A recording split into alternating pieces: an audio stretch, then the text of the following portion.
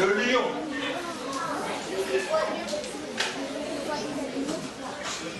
Se trouvant en appétit ce jour-là, attaqua un éléphant. L'éléphant mourut.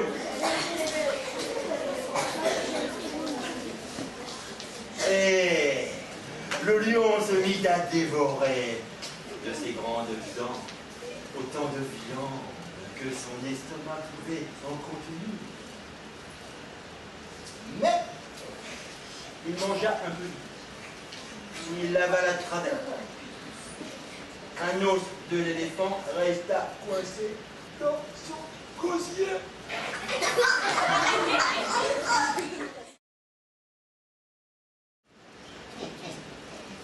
Peux-tu me dire, mon beau prince, d'où te proviennent toutes ces richesses?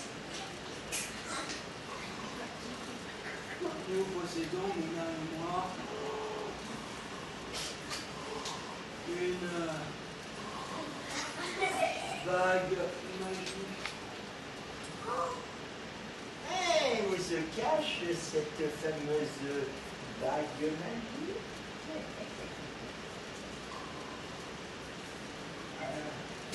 Elle est sous l'oreiller dans la chambre à coucher.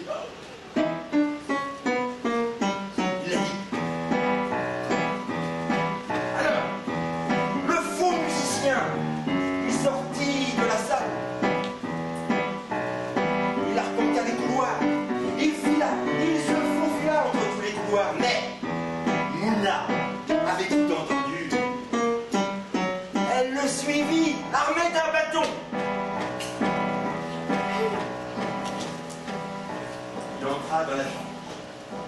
Elle le suivit sur la pointe des pieds.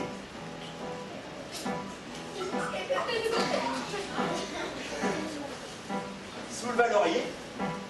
Et quand il allait voler la bague pour lui, elle lâcha. Et un grand coup de bâton, il tomba de tout son long. Elle appela les gardes. On le vit, il lui attacha les mains. On le jeta sur une planche. Et la planche, on la jeta à la rivière. C'était la nuit. Il dériva toute la nuit sur la rivière. Et comme vous le savez, mes amis, toutes les rivières mènent où? À la mer. Et le lendemain matin, quand il se réveilla, il a vu un terrible mal à la tête. Il ouvrit les yeux. Il s'aperçut qu'il était seul. Tout seul. Sur sa planche de salut.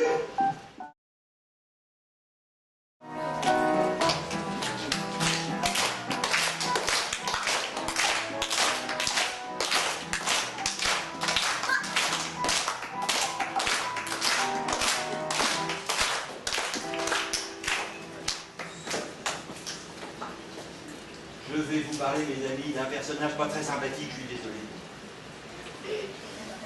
Il présente deux particularités. Il a des petits corps,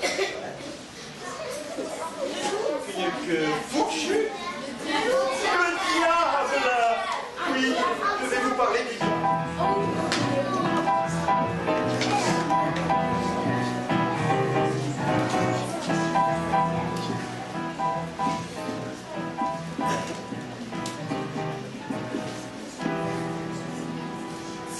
Là, vous n'allez pas me croire. Autrefois, il y a bien longtemps ça, le diable vivait sur terre. Ah oui. Il allait et venait librement parmi tout le monde, personne ne l'embêtait, il était tranquille. Autrefois. Aujourd'hui, on ne le voit plus. On ne voit même plus l'ombre du dernier poil du bout de sa queue fichue. Pourquoi? Ah, tu crois, toi? Et depuis quand? Ah. Et voilà, et moi qui suis curieuse de nature, je suis allé sur Enfernet, comme ça je me dis, Enfernet parfaitement, et j'ai trouvé.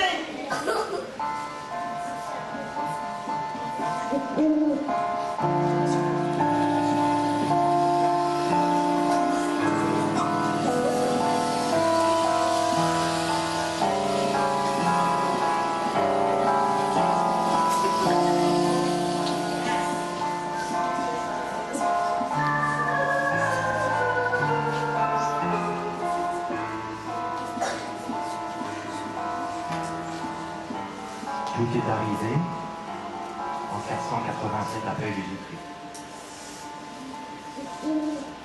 Au fond d'une forêt, située elle-même au fin fond de l'actuelle Hongrie. Chaque, avec sa hache, un bûcheron.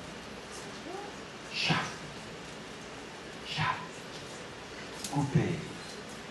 Un chêne par-ci, un hêtre par-là, un boulot par-ci, un boulot terrible pour tenter de faire libre sa famille. Famine, il n'y arrivait pas. Ah non, il était veuf.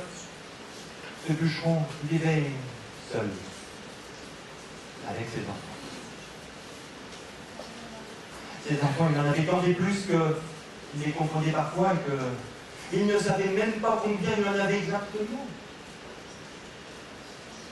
Et ça réclamait là-dedans. Et ça criait. Papa, papa, on a faim, on a faim. Papa, papa, on veut du pain, on veut du pain. Il n'y a plus ça. Il n'y a plus rien. Plus rien à boire, plus rien à manger. Rien sauf un chat noir qui le regardait bizarrement dans les yeux.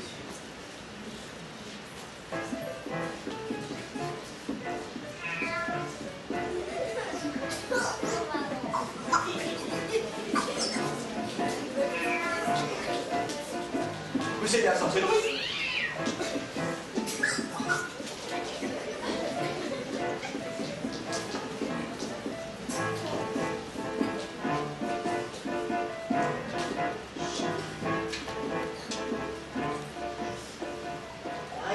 C'est de la sorcellerie. La voix me dit derrière. Et surtout, devant lui, dans l'encadrement de la porte, le diable. Non, pire encore, sa mère, la diablesse.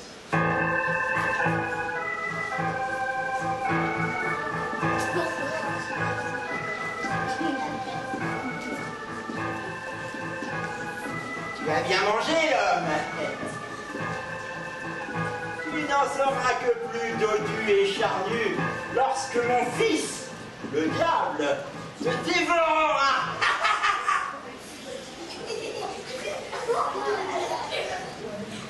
Pardon, excusez-moi, mesdames, mais je ne suis pas à manger.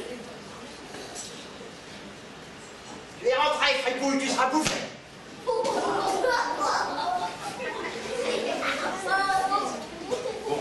écoutez, madame, c'était ouvert. Moi, je suis rentré, puis j'ai fait que goûter, hein, si c'est que ça, je vais vous rembourser, hein, vous savez. Ah. Moi, j'ai pas un radis, mais je vais travailler pour vous. Ça fait pas un petit travail d'élagage, madame. Un petit travail de bagage. Je le regarde méchamment. Tu seras bouffé, te dis.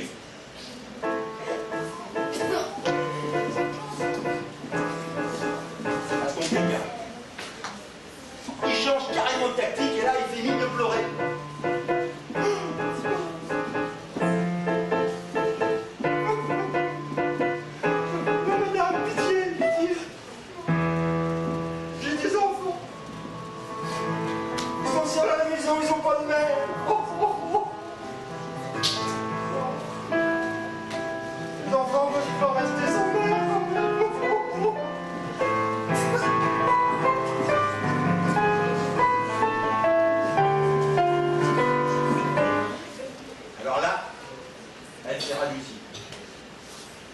C'est exact. Les enfants doivent avoir une mère, j'en fais mon affaire. Oh, merci madame, c'est tellement gentil. Hein. Vous savez, les enfants, il leur faut quand même leur père. Non, vous ne le laissez pas, votre fils, le diable, me dévorer, s'il vous plaît. Il manquerait plus que ça qu'ils viennent bouffer mon mari. Ah bon? Vous avez dit? Ton mari, toi, t'as compris? Dans ta gueule, tu finis ou tu viens? Non, c'est compliqué. Compris? Alors là, il regarde la diablesse. J'ai oublié de vous dire qu'elle avait un nez énorme. Qui lui descendait jusqu'à la poitrine. Mais le pire, c'est pas ça. Un nez en fer. Et dans ce nez, c'est connu ça, hein. Vous demanderez à vos maîtres et vos maîtresses, se loge toute la méchanceté des diablesses. Oui, dans son nez. Alors quand il la regarde comme ça, oh, je préfère encore être bouffé par son fils.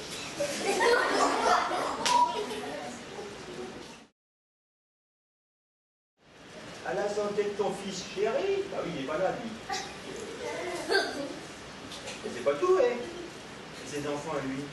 Un petit verre pour chacun de ses enfants. Un verre pour l'aîné, un verre pour le cadet, un verre pour le petit dernier.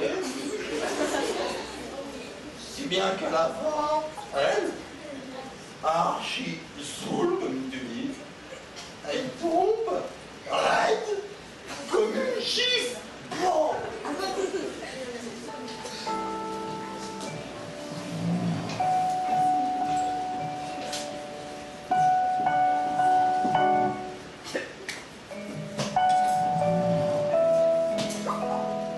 À ce moment précis, le bûcheron,